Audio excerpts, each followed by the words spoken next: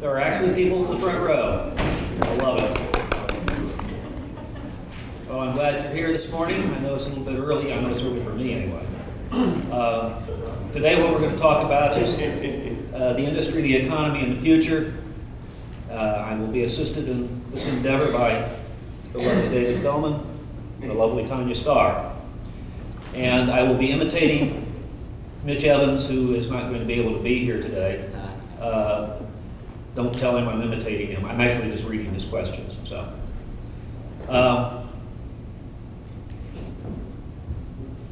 I learned a lot of things when I was researching this this presentation. How many people have been in the industry for 20 years? Okay, you're going to probably learn something too. I went back 20 years and took a look at everything that's transpired, both association-wise and vendors and printers.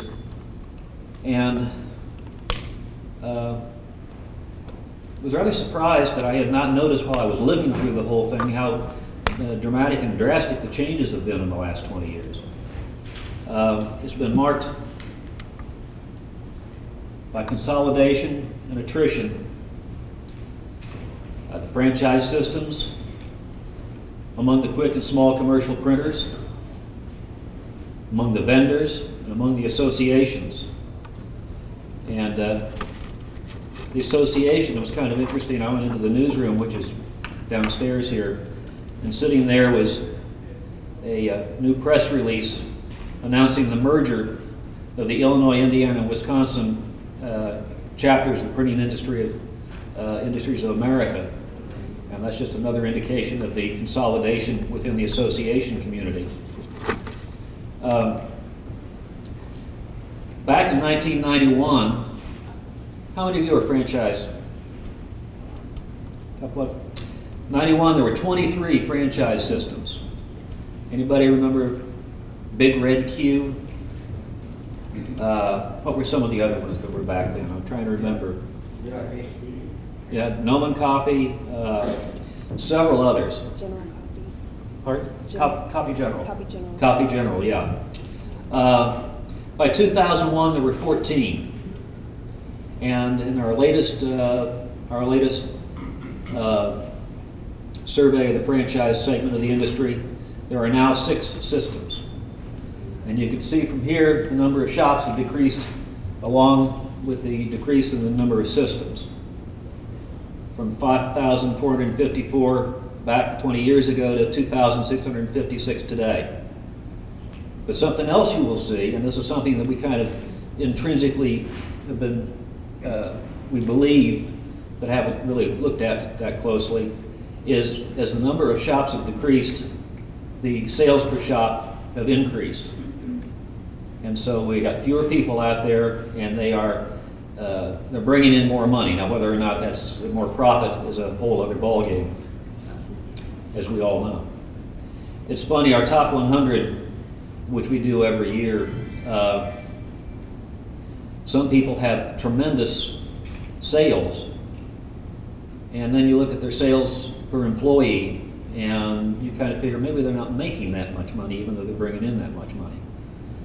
So there is a whole big difference between how much you bring in and how much you get to keep. Our top 100 companies in 1991, they had 664 shops out of those 100 companies. Employed 6,500 people. Their sales per employee was only $69,000. 2001, same 100 companies only had 314 shops, fewer employees, a higher sales per employee.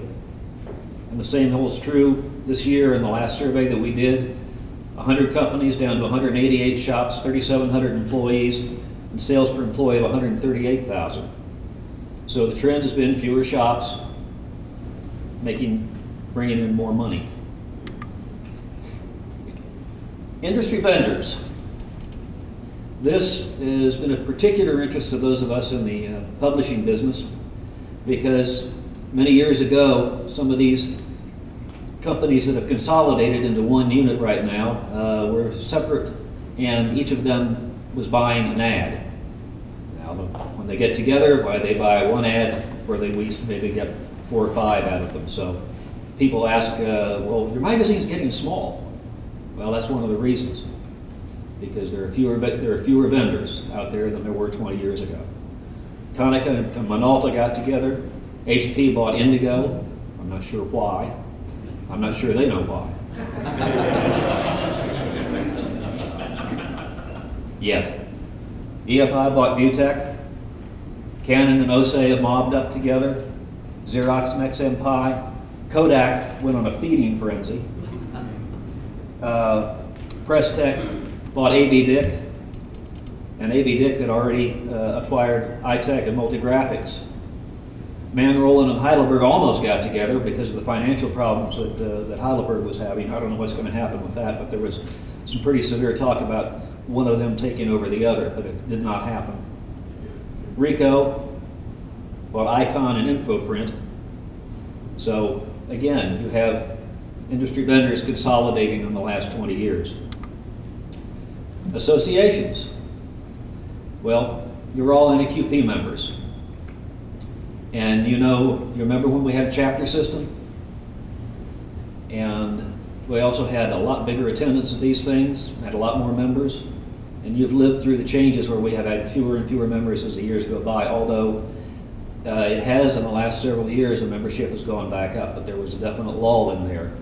And I think we all are aware of that and experienced that. I know I did, because I've been doing this for 25 years with the association. NAPL then acquired NAQP, and part of the reason that we are seeing membership increase and grow back up again is because of NAPL. They know how to make the trains run on time. The logistics support and everything that they provide, I think you may have noticed a difference in this year, maybe till 3 or 4 years ago, that they just have more resources that they can use to promote the conference, to promote membership, and to actually run the conference. PIA acquired GATF. Regional trade shows. Anybody remember the Gutenberg show in California? That used to be a pretty decent sized show. It's not here anymore. The Charlotte show. That used to be a good show. It's not here anymore. I was at On Demand. On Demand consistently has seen lower attendance, and the number of exhibitors have gone down. Although again, part of this in the last couple of years, the last year or so, has been because of the recession. That wasn't the only reason that they were losing attendance. Graphics of the Americas. Attendance has been down, exhibitors have been down. Again, it's recovering right now. And an indication of the changes that are going on out there right now is that the 3 major associations, the ones who put on Graph Expo through the Graphic Arts Show Company, which they jointly own, the trade show was a good idea to come together just for logistical purposes, because vendors were not going to go and support 3 separate trade shows for 3 separate associations. But there was some synergy that they saw, and they did finally this year hold their first joint conference, Vision 3, out in Palm Springs, which I went to. Quite an interesting group of vendors and association members and printers out there, and they're going to hold that every year as in lieu of their independent or separate leadership conferences that they each, easy for me to say, each used to have. Changing profit centers. And I think it's pretty obvious that the transition to digital and the increase of non-print products and services has shifted the profit landscape for quick and small commercial printers. That's always happened. There was a time, I don't know if any of you were old-timers enough to remember it, but there was a very brief period where people looked at offering fax services as a viable profit center. That lasted until the price of a fax machine got down to where everybody could buy one, and that kind of went away. We've gone through that in other areas, but there's been a lot of change in how printers, small commercial and quick printers, make money over the years, and what they do. The franchise profit centers back in 1991, these are the percentages of where they said their dollars were coming from. 6.4% from pre-press, 34% from copying, 45% of sales were coming from offset.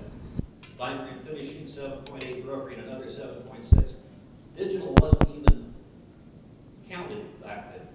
It had not become a big enough profit center to even be counted.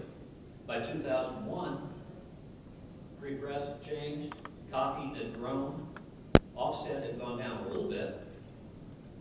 Binding, finishing, and brokering were binding and finishing were down, brokering was up a little bit, and digital was finally large enough to be counted as a separate category. And that was the first time in the 2001 franchise survey that digital had actually shown up as a separate category.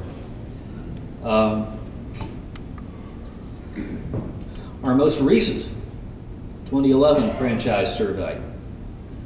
Well, this is where the percentages were, and you can see that offset now accounts for only 22.6% of sales, down from 37, which was down from 45. Digital, 42% in 10 years from 7%. But what I find very, very interesting is the 35.4% from pre-press, bindery finishing, mailing services, brokering, and other. In other words, something other than putting marks on paper is now accounting for 35% of sales. And that's a major change over the last 20 years. Now, we've all been going through kind of a rough economic time because of the recession, the recovery, or the sort of recovery, it turns out right now.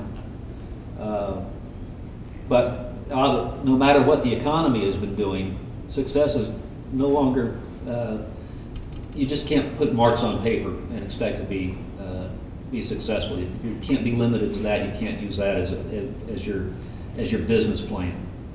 You have to take advantage of the changes that we've had in the last 10 years that are affecting our customers, businesses. The economy is not going to come back and rescue any businesses. It just doesn't happen that way. It did in the past. We used to be able to wait it out, hunker down. If you had enough money, you could write it out and it would come back. It's not going to come back the same way. And I think you heard that message if you talked to when Andy Paparazzi, I think he told you the same thing. And I think it's pretty obvious. We have different things that we are dealing with right now. We have different services to offer, and putting marks on paper, while it still is an important part of what we do as quick and small commercial printers, is not enough anymore. It just isn't enough. Now, when the recession came along, there were four ways you could go ahead and deal with that. The leader's path. You continue to seek value for your customer. You try and give them something else, whether besides marks on paper. You try to provide marketing services. You try to be a one-stop shop. You try and figure out what they're trying to accomplish, what their goals are, and work with them. And print will fit into that mix, but you have to be proactive, and that's where the leaders of the industry during the recession have been doing. The industry path, the rest of them, they were the ones who hunkered down, and they waited for the economy to recover. And they are pretty much still in a recovery mode, still waiting. Some of them, they had got a little bit of a burst as the economy started to turn around, but they didn't recognize how much the industry has changed. They still didn't realize that they couldn't count on printing marks on paper, and have ignored the changes that have come along. And out of time, they were the ones who were struggling before the recession. They struggled during the recession, and they were commodity printers for the most part, and a number of them are the ones that are pretty shaky, and some of them probably that were here 2 years ago are not here anymore. Did the recession have anything to do with them going out of business? It had something to do with it, but a lot of it was because they had not paid attention to the changes. They were not able to adjust to the changes. They were not able to survive. So the economic results of all of this, NEPL in 2010 saw 55% of the companies, now we're coming out of the recession a little bit, saw some sales growth. But that was not across the board. At 55.3% saw some sales growth. And 70% expected sales to grow this year. But the 2010 sales, the top 20% saw 11.4% in sales growth. The bottom 24% saw 7.1% decline in sales. So you have the people at the top who are doing pretty well, sales are growing 11.4%, and the people at the bottom, their sales were declined last year. The pricing study that we do, you see the top companies out there, they have 142,000 average sales per employee. The lower ranked companies, 104,000 in sales per employee. So the point here is to differentiate the various layers of the market. You've got the top layer who are dropping significant dollars to the bottom line. Whose sales are growing because they do things they do things differently. You have the guys at the bottom who are struggling and they're seeing a sales decline. How long can you suffer a sales decline before the moment of truth comes? And in the middle, you've got everybody else who is trying to figure out which way to go and can they become part of the top, or will they end up being part of the bottom 20%. And that's where the action is going on right now. Those who expect sales to grow, they were asked where they expected to get new customers, or to get new sales. And of course, the biggest one was 78% says get new customers. We always want to get new customers. 62% get more from existing customers. Now, I don't know. There was a fellow, Jeffrey Gittimer, who does, you know Jeffrey, I think. He's a sales trainer. Dave's a lot better, considerably. Good comeback. But one thing that Jeffrey said that stuck with me as addressing this, get more from existing customers, just a nice catchphrase, is milk your own cows first. And you've already established a relationship with them, and you need to go look at them and see to get more business from them. About half the people say they want to take market share from their competitors. And another half say they want to get work from failed companies, whether that's buying the book of accounts or whatever. Fully half of the people expect to benefit from a better economy. Maybe that was a good idea last year, but I don't see that being a very good idea the way things are going, because the economy isn't getting any better or as fast as people expected it to. And 22% grow by merger or acquisition. Has anybody out here gone through a merger and acquisition here in the last little bit? Nobody? One? I know that's been one of the things that NAPL has been pushing. John Hyde I think he's the one who is their merger and acquisition specialist. I think they got somebody else there. And I think Mitch Evans probably is involved in that too. And it's a viable growth. I see you're also seeing it in the franchise segment, where a number of franchise operations, they do either resale or get two franchises together when people are trying to either cash out, or if they got they want to grow their business and they have kind of a dating game, marriage thing that they do. Alpha Graphics is big with it. Allegra is big with it to help their companies either acquire another printer or merge with another printer. So, how are you going to grow sales? 42% say they got a plan, they got a vision, and they're doing it. 36% say we got a plan and a vision, but we're not doing it. I see an awful lot of people with plans and visions that don't do it. I am one of them many times. I have lots of visions, not those kind, even though I did grow up in the 60s. I don't call those visions anymore. 15 or 11%, they're not sure where they want to go. The future's too uncertain. We don't know what to do. Dither. And 5.4% say we're going to quit. We're looking at quitting and getting out. And I'm sure that you know a number of people who fit into all these categories.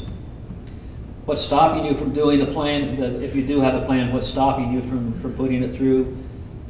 You got a good start, but didn't follow through. I don't imagine any of you have ever started a major project and kind of let it sort of go by the wayside when other things came along and other fires were there to put out, but I know that I've been through that on a number of occasions. Resistance and fear of change. Comfortable with the status quo. Nobody likes to change, really. They change because they have to. People resist change. But I don't think anybody right now, the way things are going and have been going, can afford to be comfortable with the status quo. What's stopping you from making the change, from putting marks on paper? Procrastinate. We don't have the skills. We can't communicate effectively what needs to be done, communicate to our people. We have trouble agreeing on what needs to be done. Well, that's going to slow you down. Organizational inflexibility. I don't know, that may apply to as much to large printers as, or small printer, to medium printers as large printers. Organizations are organizations. 3 business models that are possible right now. Again, this is from NAPL.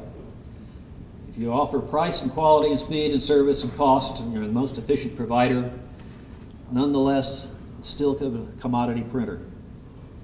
If you make your customer's life easier from creation to distribution, you can be a one-stop shop. You help your customers reach their goals, communicate with their customers, know their business. This is where the marketing service provider buzz phrase comes in.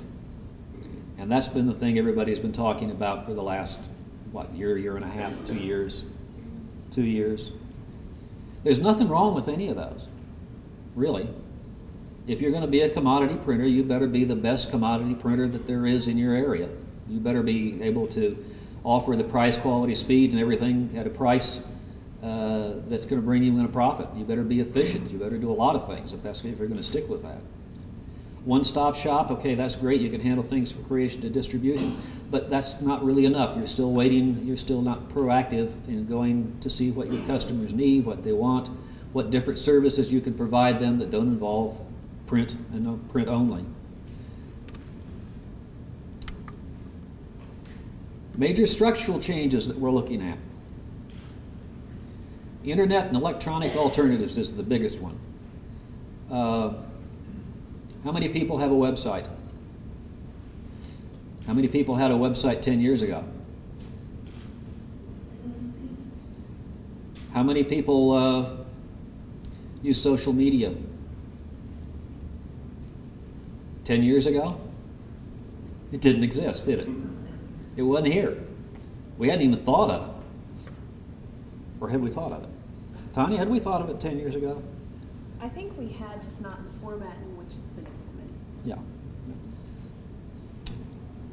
Yeah. Structural change, reduced order size, shorter runs. Does everybody agree that that's happening? Or sure they're not printing as much longer runs? Short runs are where it's at? Who does that affect most, by the way? That affects the larger commercial printers more than it affects the small and the medium-sized commercial printers. We were kind of equipped for that from the get-go, shorter runs. Rising postal costs. Well, yeah, that's true. The Assistant Postmaster General is here. We interviewed him the other day. They're looking at cutting some costs. They better be looking at cutting some costs. That's not going to help us. They're not going to cut our costs. But they're going to lay off 30, I forget how many thousand, closing 3,700 post offices, I think. Probably most likely, he didn't say for sure, but alluded to the fact that we will be going to a 5-day delivery. well, it won't save us any money, but they're in such a bind right now, they're going to have to do something. Customers doing work in-house. Well, that's been the case, I think, all along, although it changes whatever the technology is. There was a time when your customer couldn't make 1,000 copies. They couldn't afford the equipment. It didn't make sense for them to bring it in-house. Well, now every one of your customers could probably make 1,000 copies if they had to, black and white, maybe color, who knows? 500 maybe, I don't know. But the point is that capacity, the ability to do this is migrated and always has migrated, just like the fax machine migrated. Although I'm not sure that was ever really a big thing. And in fact, does anybody send faxes anymore? I can't remember the last time I faxed anything. Yes, I can. No, it was to the insurance company when we had to get approval for a new roof after a windstorm blew the shingles off, and I had to fax photos to them. Demand for non-print services. There are all kinds of things out there that people need that don't involve printing, but they can include printing. Customer consolidation. They're going through the same thing that the associations and the vendors and everything else, the printers have done. Variable data and personalization. Now, that's something that's been talked about for a long time, whether it's variable data printing, personalization, one-to-one. Unfortunately, my point of view, or from my observations, is they're talking about it more than they're doing it. Is that? Environmental issues. I think that that's a major structural change. I don't think it's necessarily a game changer, but I think everybody now is more aware of the need for being environmentally conscious. Has anybody changed to the curly light bulbs in your shop? Paying attention to energy costs, use recycled paper. How many people get any requests for print on recycle? Do you actively market it? You use it part of your? I think probably the environmental thing, and all the paper companies, they tout the fact that they're wind energy and they are environmentally friendly. They plant trees, and I think that's good. I think that's very good marketing. I'm not sure necessarily the environment is that it's going to be that much of a big an effect as far as business success goes, but I think it's going to be essential as far as image goes for a printer to at least give the impression, if not the reality, that they are environmentally sensitive. So they take the study that I got this from, the NEPL study, asked people what they're going to buy, what they're looking at buying. And by far and away, the largest thing largest potential outlay for expenses with digital infrastructure. How many people have a computer and use a computer that's 7 years old?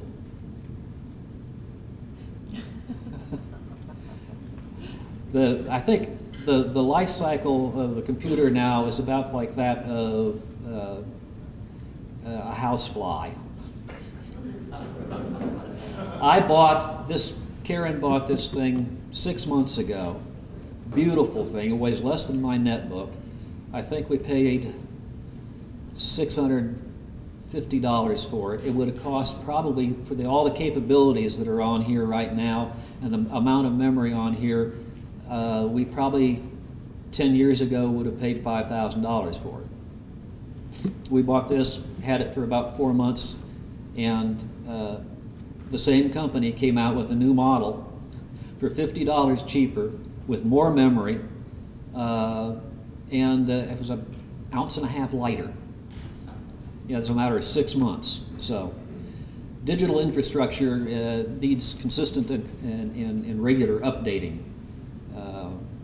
Everybody's talking right now about the going to the cloud, no more wires. Will it happen? I imagine it will. Will it happen in the time frame that these guys are predicting? No, it probably won't, because nothing ever happens in the time frame that people predict it's going to happen in. Remember the pent-up demand for color years ago? There wasn't any pent-up demand for color. Anything that needed to be printed in color was being printed in color. It just took longer and cost more. But they talked about the pent-up demand for color when the pent-up demand for color, easy for me to say, didn't exist, but color grew when the cost of color went down and people could afford it. Printers to buy the equipment and customers to buy the job, buy the printing. Well, you buy high-speed copiers. Now, they broke out two categories in here. I'm not sure what they meant by high-speed copiers and digital presses, because these copier manufacturers finally, 5 or 6 years ago, decided that they didn't want to be copiers anymore. They wanted to be presses.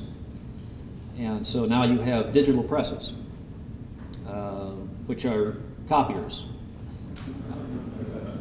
but they're digital. And then you have the back and forth with the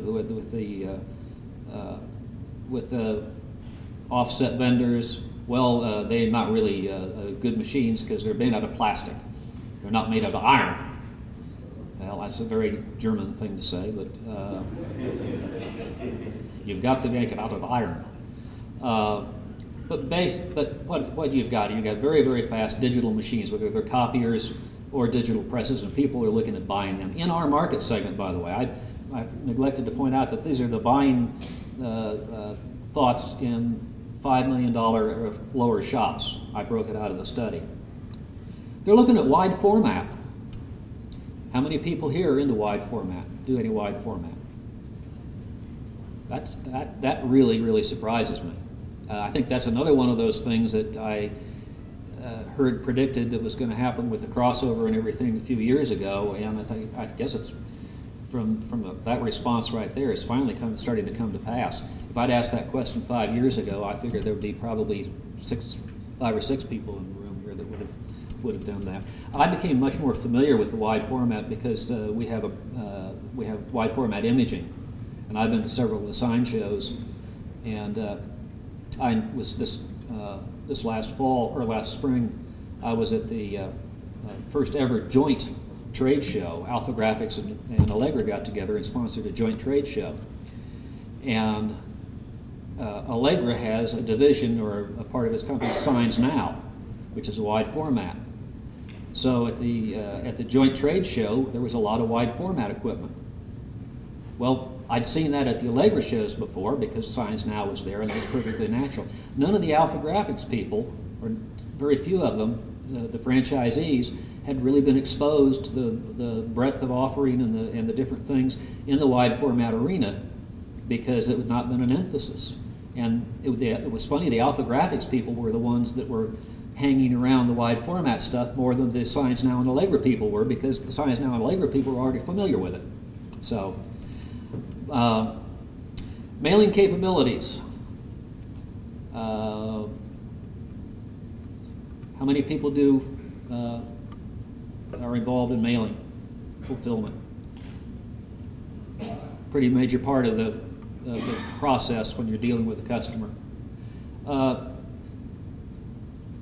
One of the things when you're getting into mailing and fulfillment is databases, and I think that's one of the things that are preventing people from getting more involved in more sophisticated mailing capabilities and more sophisticated variable data stuff, is you have to be able to handle the data. They're looking at web to print and web storefront. Tanya is the expert in this area, and will probably. I don't know about that. You don't know about it? Well, okay, of the three of us, you're the expert. Okay, I'll take Will that. you would take that one? Okay. Workflow solutions and MIS systems. You see here, nobody's looking to buy an offset press. Nobody. There was a very small percentage. I think it maybe 7% said they were looking at maybe buying an offset press. That's a change. How many were here at Graph Expo last year? Remember, there wasn't any iron on the floor, right? Heidelberg wasn't here. KBA wasn't here. Oh, yeah, KBA was here. But there are more offset vendors here with more equipment than there were last year. But they're targeting, I think, more the larger printing companies because the smaller guys are not buying offset presses. So things have changed, and they've changed with quick printing. And I've been around for the whole thing, and I have tried to adapt. So one of the old country songs, just an old hippie looking to adjust. 1991, we printed 43,000 4/4, 112 pages a month. We had a mail list, and if you wanted information from the advertisers, there were bingo cards. Mail it in. 10 years later, we still printed 112 pages, 43,000 4/4. We had mail lists and bingo cards, and by golly, we had a website. We were hot stuff. 10 years. We averaged 56 pages printed. Still print 43,000 of them. But we have a digital workflow. We have email lists which we sell. We have a website. We have a combined website, My Print Resource, which has news for printing news, wide format imaging, and quick printing. We have an online buyer's guide, which is completely searchable by company, by product. We do webcasts. We do podcasts. That's webcast in the pod, I guess. No, actually, our podcast, part of our podcast is we go ahead and read our articles. And so we will read our articles. They will be, David does them, I do them, Tanya, and you can access them on YouTube. Or, iTunes, yes. Sorry about that. We do e-newsletters. We do 3 e-newsletters a week for each title. We all have a blog. I didn't know what a blog was 10 years ago. I thought it lived under a bridge. We do video, social media, Facebook, LinkedIn. All of our magazines, as soon as they come off the press, are digitized and are available as digital editions. We have digital archives that are searchable. We can be accessed to iTunes, mobile phones. We do variable data printing. We did a variable data printing about 5 or 6 years ago. So that's not something that's completely new. We printed 43,000 variable data covers, and on the cover it had an outline of the person's state and the number of miles it was from their shop to Chicago for Graph Expo. And it drove our production guy crazy because he thinks everything should have 6 towers and big sheets and be all static. He's old line.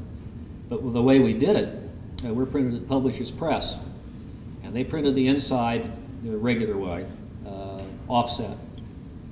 And then we printed 43,000 variable data covers on 2 Konica Minoltas in a PIP print shop in the Carolinas. And they ran the wheels off those Konica Minoltas. They got the covers off and got all that taken care of. The covers were shipped to our printer, Publishers Press in Kentucky, where they didn't know how to marry them. And they had to slow everything down, and production, because they didn't know how to handle digital data, they couldn't have done it in the first place.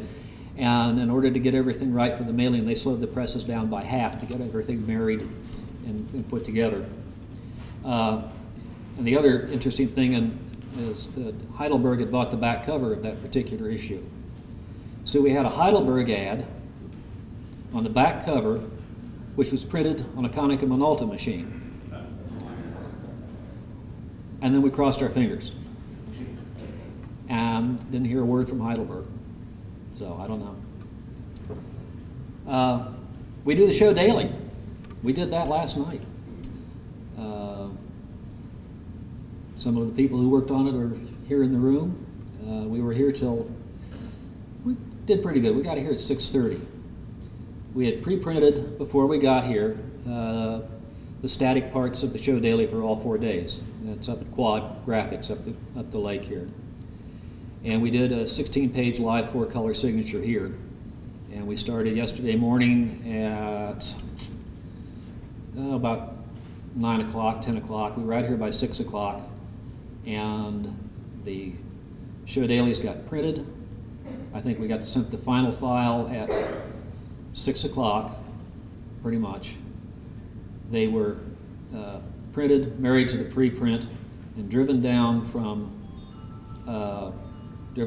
Quad, and they were in front of your hotel room, I hope, this morning.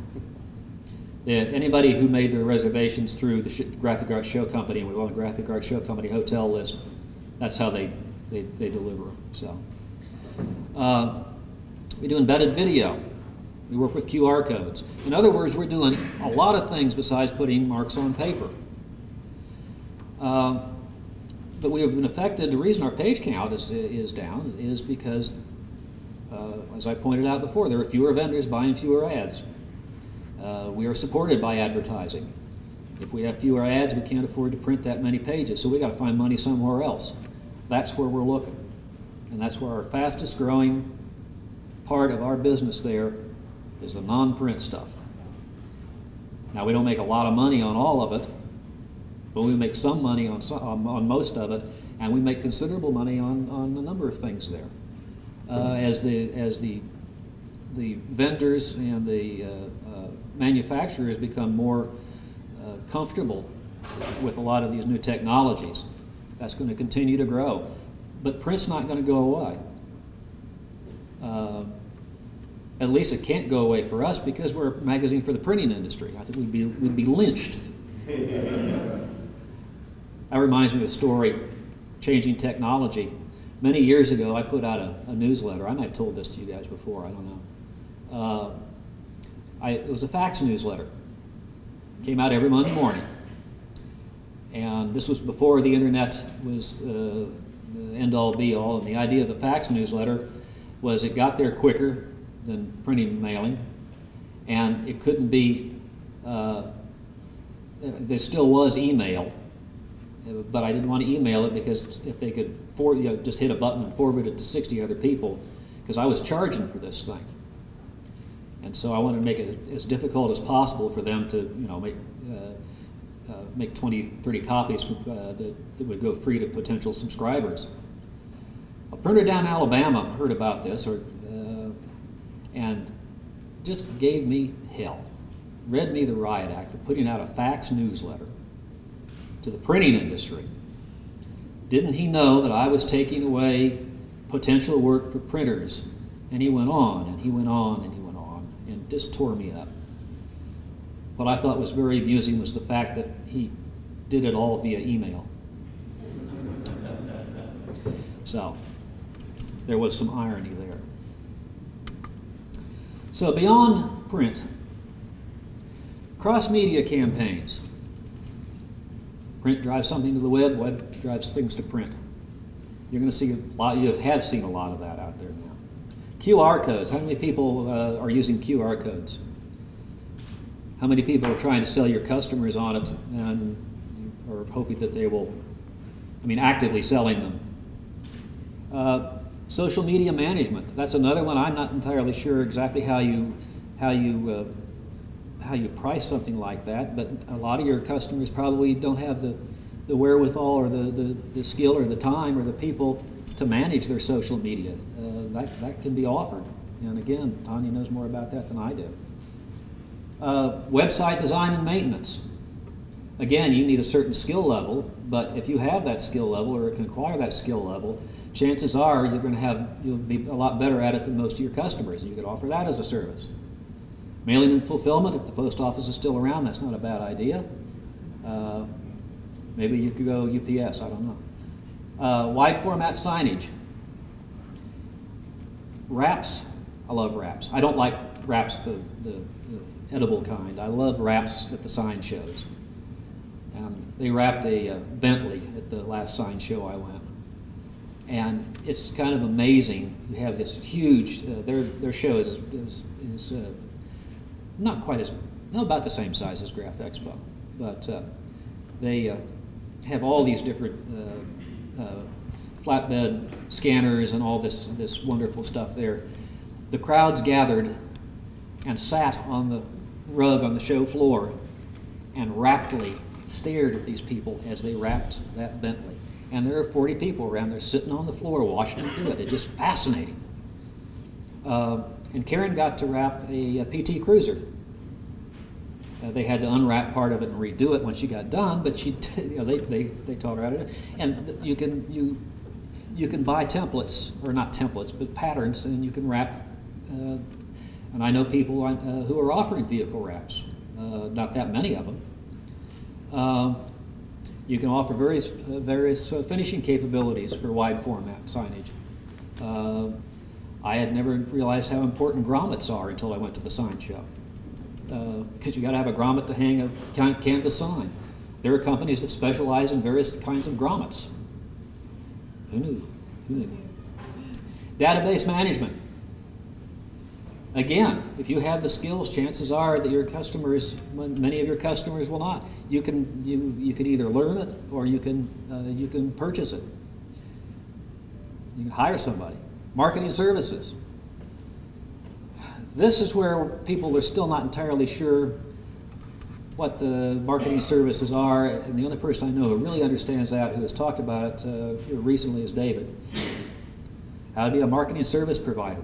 That's a very, very, very lively discussion going on now. I've got, I was at the Executive Outlook, and everyone except Dr. Joe Webb thought we should get involved in marketing services, and Dr. Joe was kind of, I'm not sure.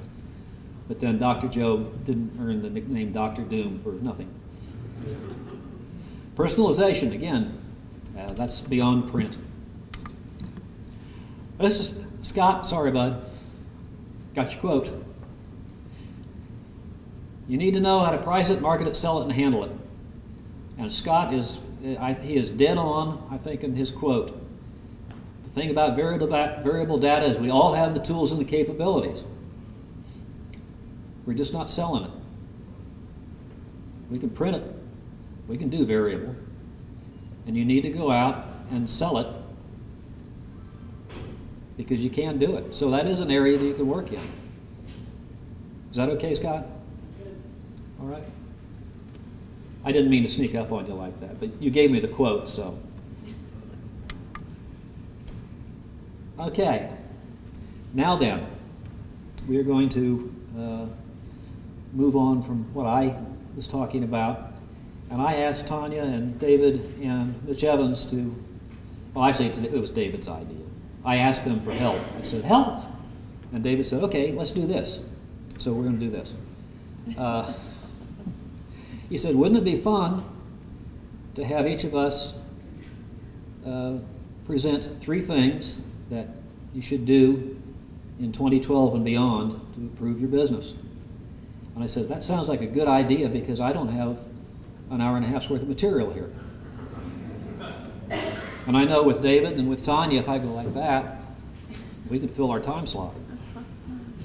Unfortunately, Mitch turned out had a scheduling conflict, and so I'm going to offer his 3 ideas. I probably will not do it anywhere near as well as he would have done it. I'm going to ask our able panelists if they would care to, at any point, to jump in and expand on what Mitch's questions were. And Mitch says, you need to diversify your offerings. And again, this is from what we were talking about before. You need to get involved in mailing, signage, marketing services, etc. You need to improve your sales process, define your market, your top target prospects, and then have a sales system that converts them to customers. And you need to increase your networking, including social networking, People do business with people they know and trust. It's all about relationships. Would either of you like to comment on any of those? Would you be willing to comment on any of those? Yeah. Good. Please do. Yeah. Well, yeah, that was my comment. I think Mitch has made 3 strong, solid suggestions. Diversifying your offerings. You only got 2 ways to grow, 3 ways to grow, as we discussed the other day. Acquisition is one of them. Gaining new customers is another. Sell more stuff to your current customers is probably the easiest way. Maybe I can tell you a little story. How many of you own a Rubbermaid product? Everybody, right? One of the best known and best loved companies in America. I interviewed for a marketing staff position with Rubbermaid 27 or 8 years ago. And it was interesting. I learned something interesting about them, about their philosophy. 27, 28 years ago, back at this time, there was a trend in American business to cut down on the number of products that you offered. And most companies were, they were brutally cutting back on any product that wasn't paying for itself. Because there's manufacturing costs, right? There's promotional costs. There's all of this stuff. Each individual product's got to pay for itself, or else we're going to take it out of the product line. And they were very careful about adding new products, about making the investments in new products. Probably 90% of American business was thinking that way. Rubbermaid was not, and I learned this when I went on the interview. Because they told me that my job would be to aggressively develop and bring new products to the market. And I said, how come? I mean, this really does fly in the face of what I'm seeing, what I'm reading. And the vice president that I spoke to that interviewed me said, well, here's the thing. We have millions and millions and millions of people who love us. They love our products. We want to give them more ways to show it. Pretty simple, elegant strategy, isn't it? You got customers who love you. Give them more ways to show it. One of the comments I see up here, diversify your offerings, and looking at the study, the results of the study that y'all have done. Was there anyone shocked by the results that Bob shared? No, these are things that we know. It's good to see them, though, in concrete form and in numbers. It makes it more palatable and easier to understand where we stand today. But diversifying your offerings, this is what we've been talking about for years, 2, 3 years now. Get involved in mailing, signage, marketing services, etc. It's easier said than done, right? We all have the vision. We have a plan. It's the implementation that's the challenge. Yet there are those that are finding success and they've been able to actually implement. What I would encourage everyone to do in regards to this and moving forward is tap into those resources. Go to those people, ask them, how did you do this? So that you don't have to reinvent the wheel, because it takes a lot of energy, it takes a lot of time, and then what happens is you end up many times working on the things that you know and you love and say, I'll get to this new thing later.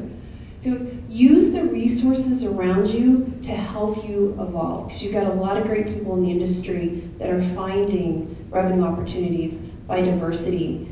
And then we need to remove the stumbling blocks that are preventing all of us from expanding our services. I could go on, but I'll leave it with that. Okay, great. Looking at Mitch's second suggestion, he and I share an appreciation of a systematic approach to selling. First I do this, then I do this, then I do this. And by the time you get to the third thing, you get to the point where, well then, depending on what I hear back from the person I'm trying to sell to, I either do this or this or this. But it's important to have a process in place to go at it that way. A lot of the non-selling that doesn't happen is just because nobody knows where to start. You know, there's no starting idea. There's no process in place. I tend to think of selling as like a machine. You know, you feed your machine with suspects, prospects, whatever you want to call them. You go through a defined step, a series of activities, and you do that knowing that you're going to lose some along the way. And I would suggest one addition to this suggestion. On the third line, I think we need to add the word some, the words some of. Have a sales system that converts some of them into customers. Can't sell to everybody, can you? And if you go into it thinking that you can, you're probably going to be disappointed and get depressed and stop going out trying to sell to anybody. Just going into it understanding it's a numbers game. Talk to a lot of people. Some of them will buy from you. And in the sales process, ask for what you want or take what you get. And if you ask for nothing, you get nothing. So combining that with process, you will find opportunities which lead to revenue. Well, in social networking, how many people have a Facebook page? How many people are on LinkedIn? So, How many people use their Facebook page? How many of your customers use your Facebook page? How many of you engage daily on LinkedIn? Weekly? Monthly? And how many of you feel that social networking is a time sucker? Yeah.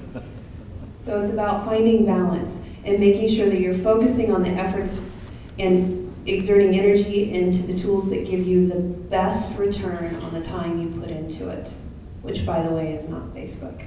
LinkedIn is where y'all should be engaging.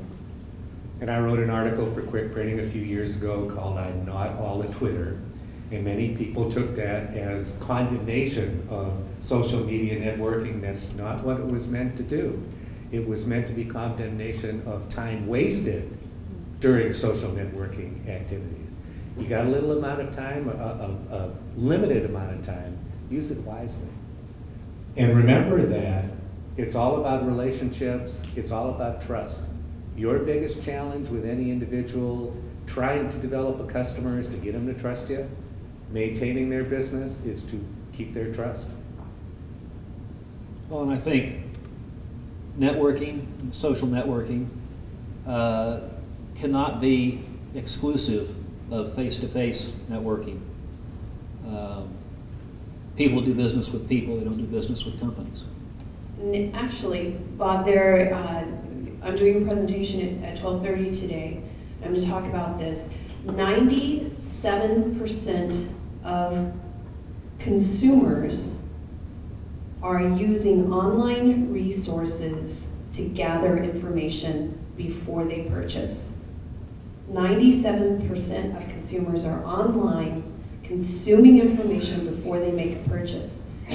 What I have found shocking is that only 9% of those individuals purchase online.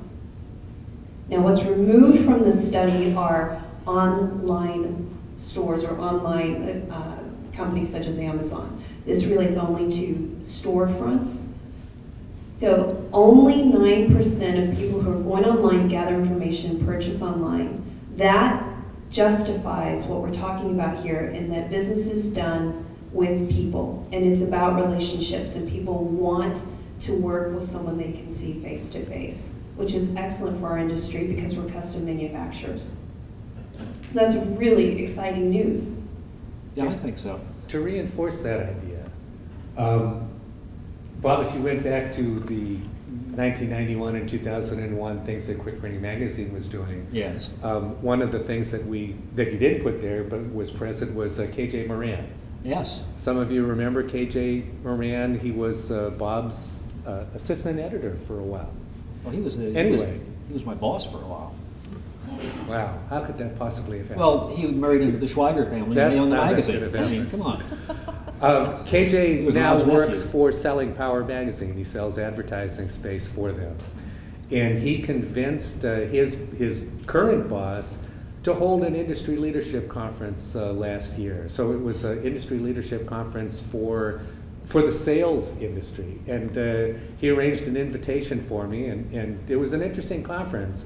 But there was something a little frightening there. One of the speakers stood up in front of this whole audience of senior sales and marketing people from big companies all around the world and said, sales is dead. And his rationale was, as Tanya said, people go on the internet. They go on the internet to learn about stuff before they're going to buy stuff. And that allows them to make their own decisions on their own time frame according to their own agenda. And this guy's up there at a conference, a sales conference, saying sales is dead. And I'm thinking, yes, I agree in some industries with some products, but not this industry.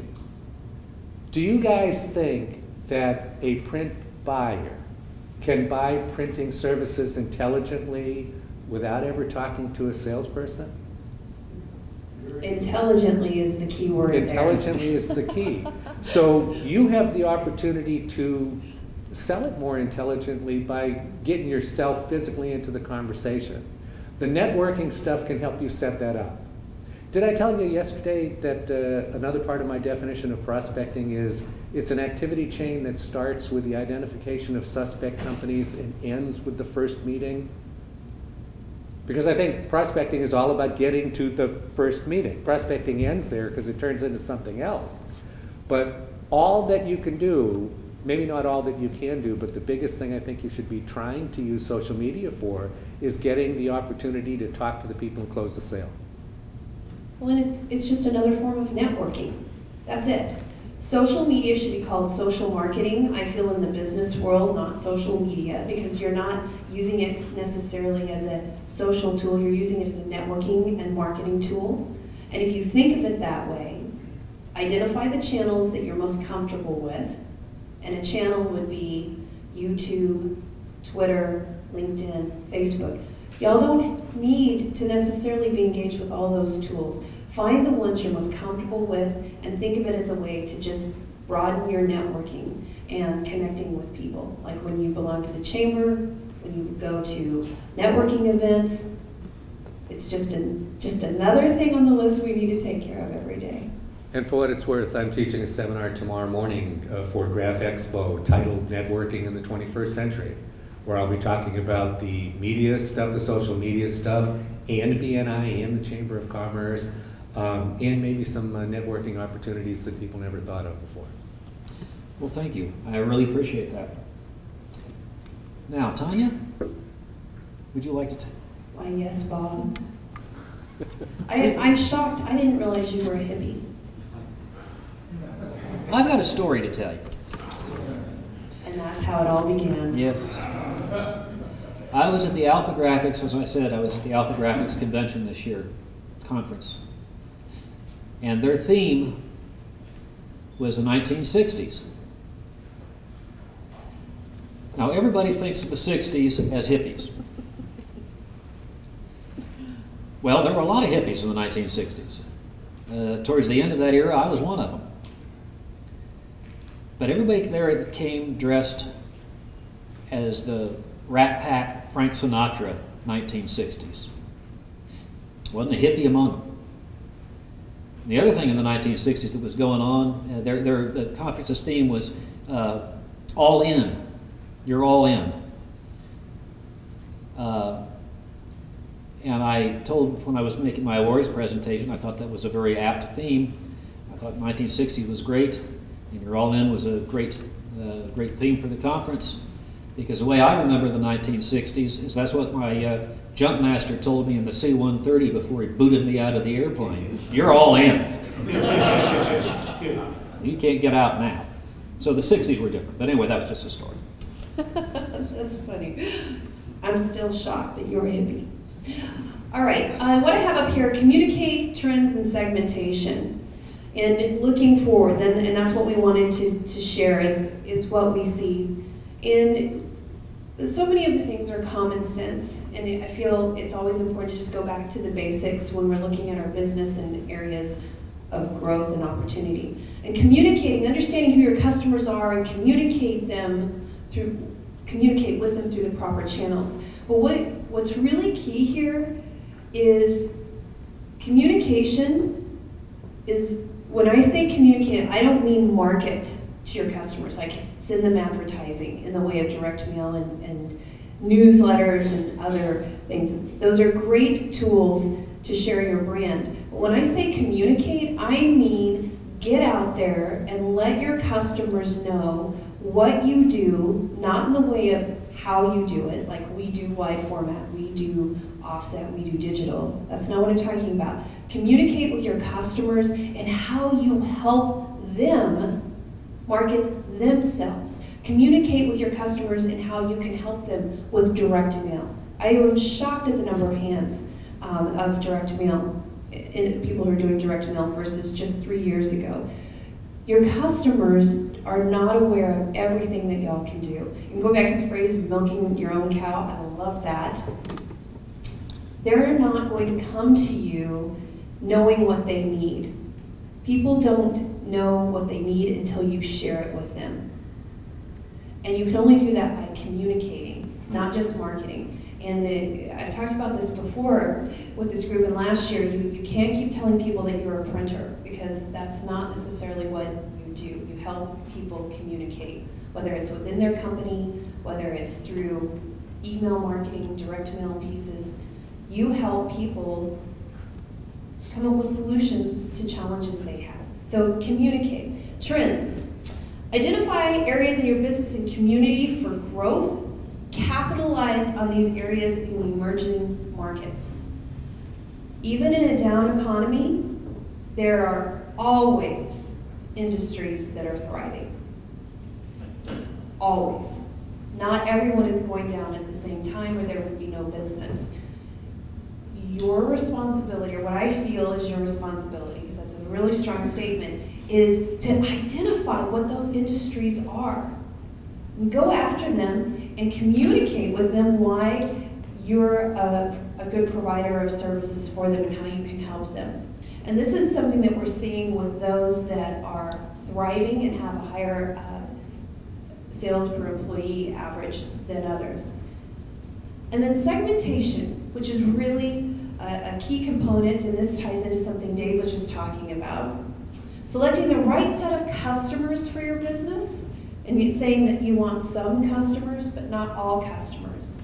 You want to think about and consider that we all want the right customers. We want the people who appreciate what we bring to the table, that value, and they're willing to pay us for it. That's the most important thing of all.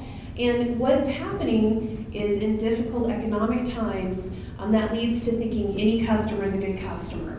And I've been in those shoes when I had my printing company. You know, we lost our largest account that was 20% of our business.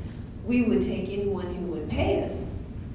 That was not necessarily the right thing to do because the margins were tighter, right? Y'all are nodding your heads, we've been in that situation. So you really want to segment, understand what's going on in your community, tying into the trends and those businesses where there's areas of opportunity, know what your pricing is, and stay with it, and provide value for what you're giving. Just like quick printing, you've diversified so much in the services that you offer.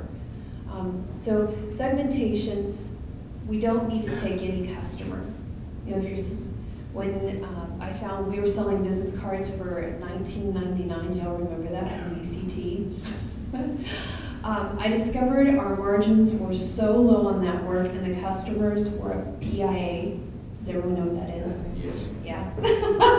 A pain in the you-know-what. We removed that pricing. We actually moved to a platform of we didn't sell anything that was less than $100. Now, this was years ago. But I would, if I were in business today, take that same approach, because then you just continually attract the right customers. So make sure that you're segmenting. And I think that's it, Bob. Well, thank you, Tanya. We appreciate that. David?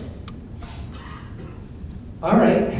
I have 3 things, but what Tanya just said is more important than any of my 3 things. So I want to expand on that for a moment. How many of you have bad customers? All right. Everybody raise their hands. How do you define a bad customer? I'll give you my definition. They're more trouble than they're worth. Okay? Anybody who is more trouble than they're worth is a bad customer. So, what do you do if you have bad customers? Tommy said fire them. That should be plan B. Plan A should be sit down in a dark room for a couple of minutes and think about, all right, what exactly is the problem with these people? What exactly are the things that make them more trouble than they're worth? And then call them up on the phone, send them an email, see if you can set up a meeting, and go out and talk to them and say something like this. Say something like, hi, I want to thank you for your business. We want to do even more business with you. But there's something I'd like to talk to you about, because we've noticed that when we work with you, it doesn't always go smoothly. And I suspect that you've noticed that when you work with us, it doesn't always go smoothly. Can we talk a little bit about the things that, you know, that cause friction, that cause problems, that keep things from being wonderful and easy and smooth between us? I think you might be surprised at how willing your customers are to learn about dealing with you. And I think you might be pleasantly surprised by how much you might learn about dealing with them to smooth out some of the wrinkles. I don't think, in fact, I know that you can't always solve the problems, which sometimes takes us to play it big. But I can tell you this, I think it's always worth the effort to try and turn a bad customer into a better customer. Get out there and talk to them. Now, I want you to also consider this, and this takes us to what I think is the right way to fire a customer. There's two ways to affect the equation more trouble than they are worth. One is to make them less trouble. Go out and talk to them. The other is to make them worth more in terms of revenue, which means no more discounts for bad customers, right? I think you'll find that if you raise the prices that you quote to the bad customers, one of two things will happen. They'll either go away, or they'll pay your price, and if you set the prices high enough, then they're not more trouble than they're worth anymore. Huh? But to bring this thought to a close, consider this. And I kind of like this thought. I think it's kind of elegant. Let's let the bad customers weaken our competitors. Think about that. Isn't that kind of elegant? Because seriously, the more time your competitors have to spend taking care of the crazy people, the less time they have available to attack your good customers. And also, the more time they have to spend taking care of the crazy people, the more their resources they have to expend, the more likely it is that they're going to screw up on their good customers, which might put their good customers into play for you. There's no upside to dealing with bad customers. There's all kinds of downside. All right. Now to the idea of an internal audit of your customers to determine the strength of the relationship and the coverage of your current product line. How many of you were in my afternoon session yesterday? I know a lot of you were, but some were not. I described a process where you list your products or the main categories of your product line on the top of a spreadsheet, and then list a bunch of customers along the A column of the spreadsheet. And then simply ask yourself, does customer A buy product 1, product 2, product 3?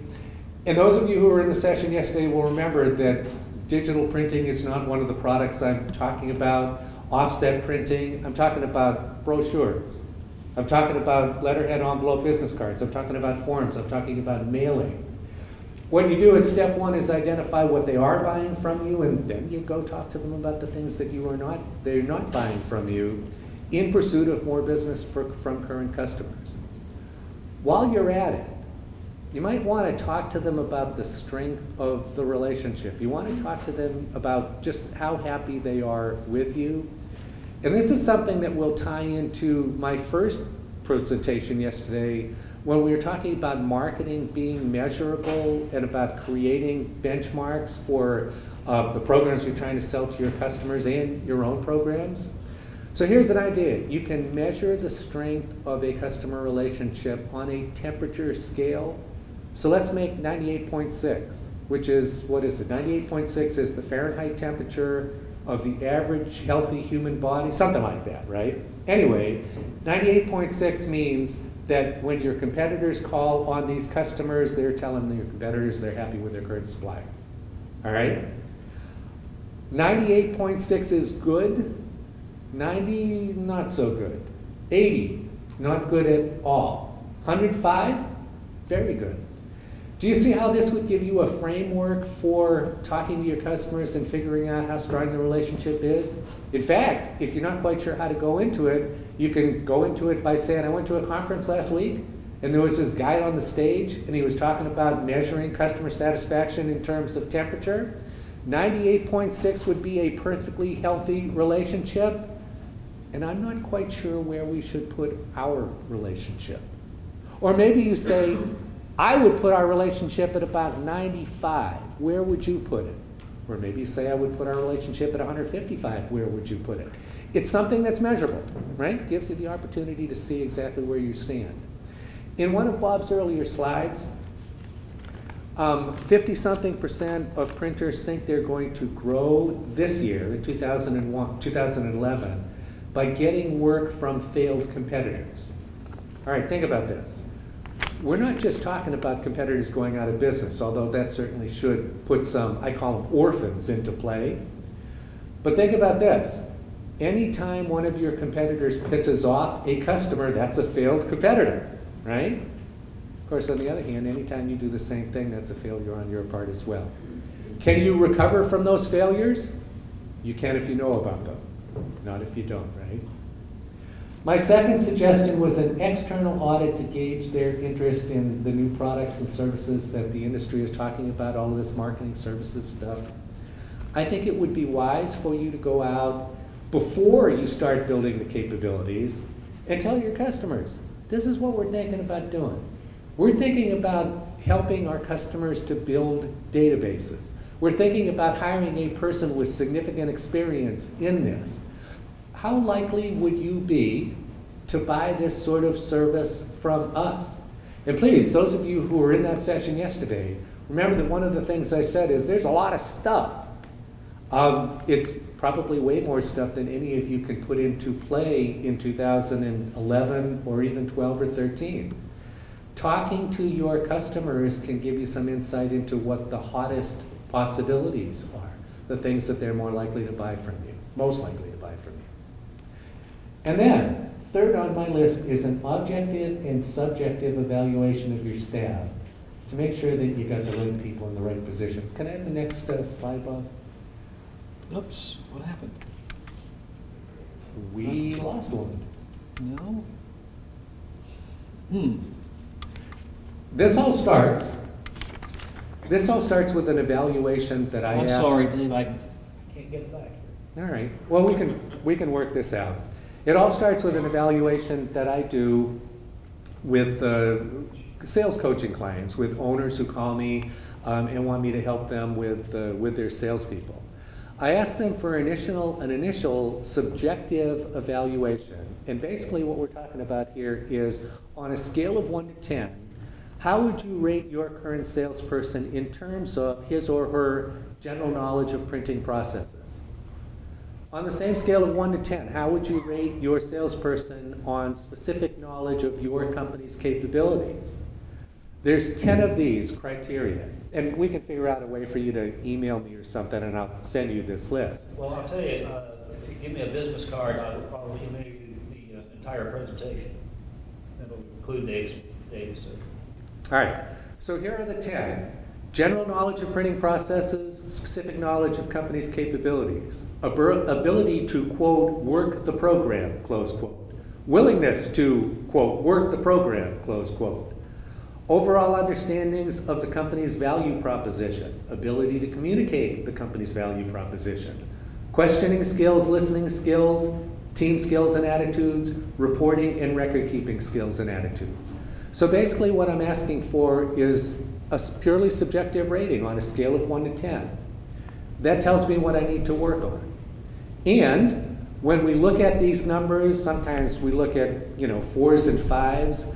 What do you think the chances are that even me can turn a 4 into a 10 in 2 or 3 days? Not going to happen, right? We're often talking about with ingrained bad habits. But knowing what they're weak at, I can almost always suggest a program to get them from a 4 to a 7 in 90 days. And that's very often the deal I make with my clients. All right, we got this person, he's a 4 in this, and this is important. I'm going to work hard at this to the point that I want you to be able to say that he's now a 7 90 days from now, and if we can't get him there, we're not maybe going to continue to employ him. So I built that process for sales employees. Here are some other categories that you might consider your non-sales employees. Again, on a purely subjective scale of 1 to 10, job skills, initiative, dedication to the company, dedication to the team, work ethic, what I call the like factor, which is just how likable you find this person to be, the trust factor, how much you trust the individual, potential for advancement, communication skills verbal, communication skills listening. Again, what this gives you is something to measure, and it gives you the opportunity to determine here's where I am now, here's where I want to be, here's how much time it might take to get there. So I've identified a problem, I'm going to work on the solution, I'm going to reevaluate in some number of days or weeks or months. We don't have many franchisees in the room, apparently. That's kind of relevant because I remember a conversation a bunch of years ago between some of the consultant types. I think Bob was in this conversation, and we were talking about who's the smartest guy in this industry. And as I recall, we nominated Don Lowe, who's the chairman of Sir Speedy, the company that's FSI, Sir Speedy, PIP, and all of that. And part of the reason I've always thought highly of Don Lowe is that words he lives by are what gets measured gets done. Here's an opportunity for you to measure something that maybe you walked into this room not thinking you could deal with. So I hope you'll consider that part of the value you got from our program today. Thank you, Dave. 3 quick things from me. Be a solutions provider focused on making customers more successful. Be nimble and agile and able to adapt quickly to changing conditions. Be able to clearly distinguish between what's an expense and what's an investment. Y'all invested when you came to the owners conference. It wasn't an expense. People who thought it was an expense and not an investment didn't come, and they're the poor report.